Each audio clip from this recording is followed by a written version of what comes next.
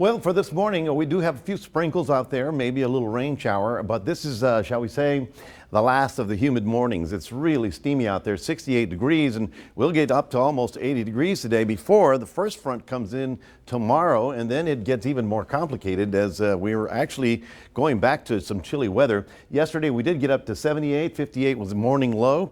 Today, we'll be up to 78 again. Right about now, everybody's in the upper 60s, so it's quite steamy as you head out the door. What we're talking about for the last couple of days was a strong southeast wind.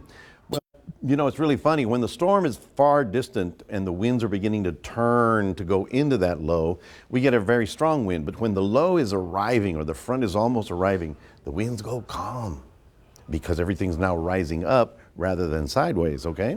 So now we're rising up and the winds are not very strong out there, but they're going to change for us very quickly with a couple of frontal systems that are coming through in the next 2 days. So, you know, first we start with the sprinkles. There you see most of the rain out to the north. We're not really involved in this one, although we've had a few sprinkles here and there. I've got some on my windshield and so did Mike. We are looking for that activity to be with us for the morning hours. Then the first front comes through. Tomorrow, we're looking for dry, sunny northwest winds, but it'll get us up to about 80 degrees. The following day, we drop down to about 60 degrees as a high temperature as a complicated map comes into play. Here's Goliad, here's Victoria, and there's Baytown, and now we're looking at Nueces County, and there's very little, if any, real significant rain out there, so I think you'll be fine. Here's our front. This is the first one. This is what I call the dry front because it is coming in from the west. It's going to drop in, and as a northwest and westerly wind, it's coming off the landmass, so it's rather dry, okay?